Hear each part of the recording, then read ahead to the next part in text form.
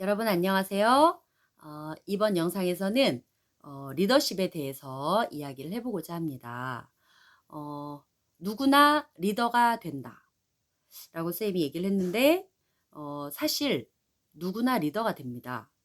이제까지 뭐 초등학교 때나 뭐 반에서 반장이라든지 학생회장을 해본 친구도 있겠지만 해보지 않은 친구도 있을 거예요.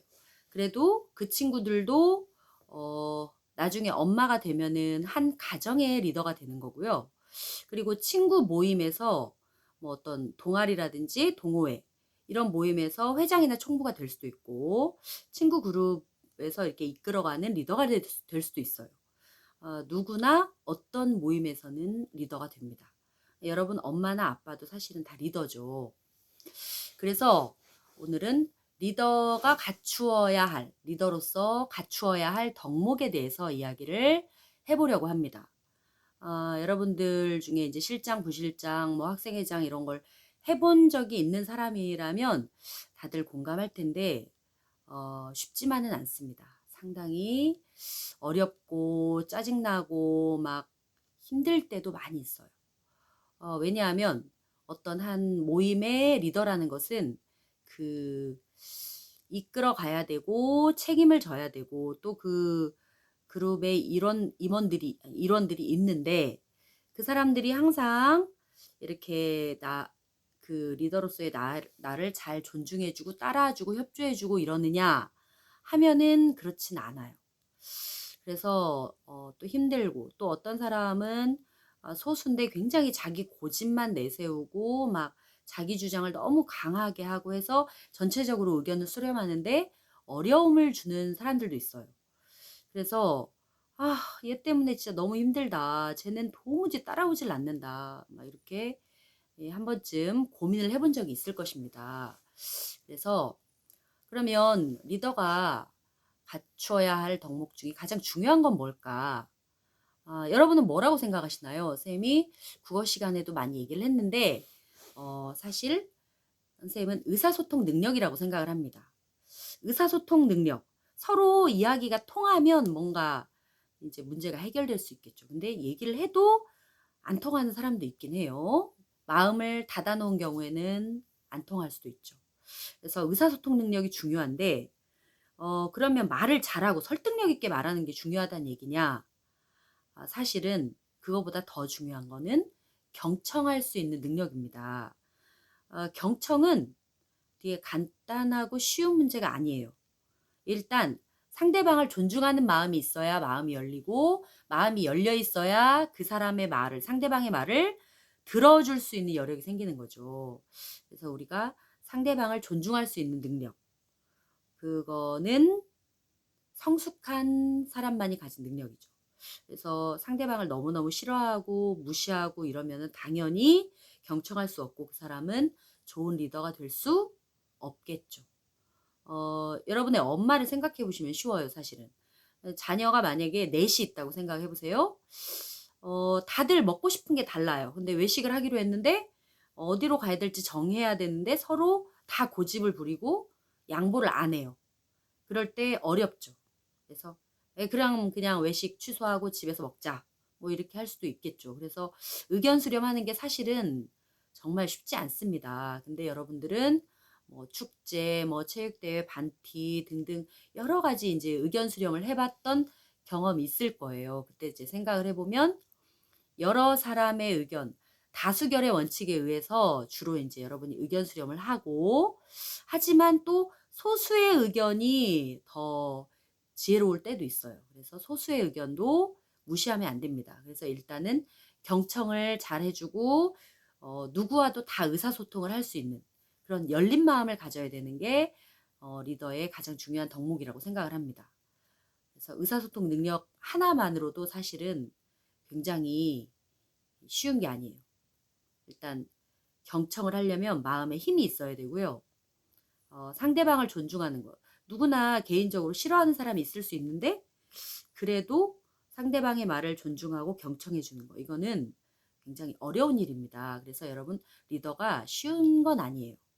근데 그런 사람들의 의견까지 전부 다 경청해 주지 않으면 여러분은 전체의 리더가 될 수 없어요.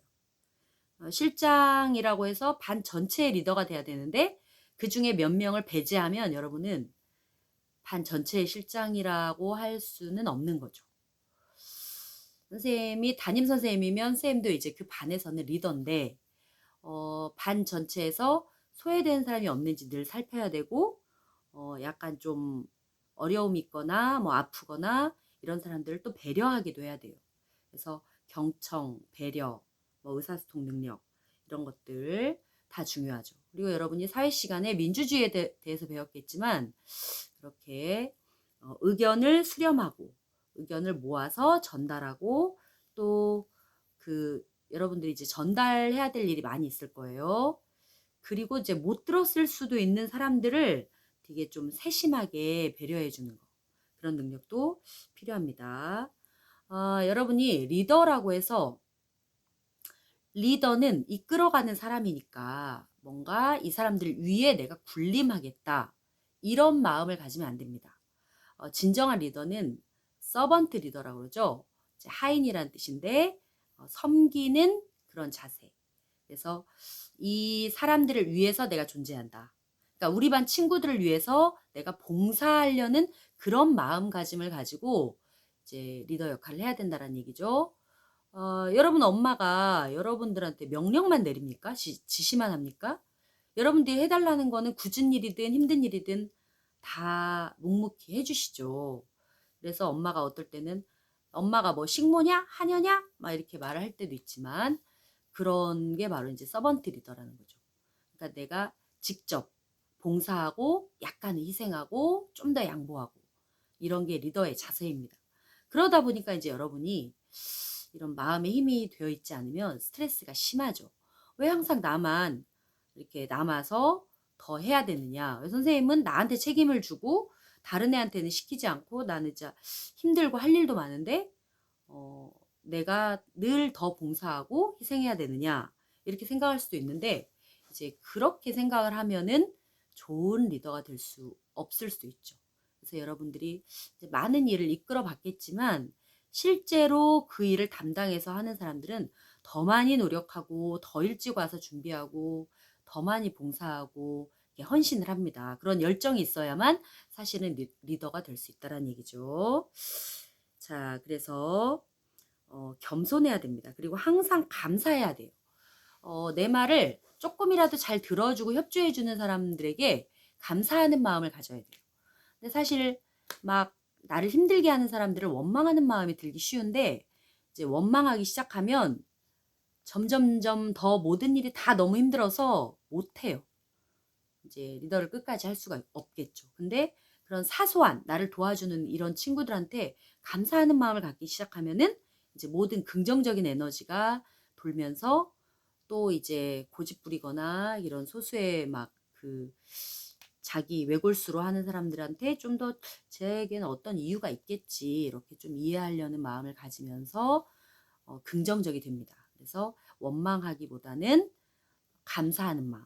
나한테 조금이라도 협조적으로 잘해준 친구들한테 감사하는 마음을 가지기 시작하면은 점점 더 긍정적인 생각을 가질 수가 있다. 그리고 여러분 리더는 바른 가치관을 가져야 돼요. 올바른 가치관. 만약에 리더가 뭐 물질주의, 뭐 물질 만능주의, 황금 만능주의, 뭐 이런 잘못된 가치관을 가지고 있다.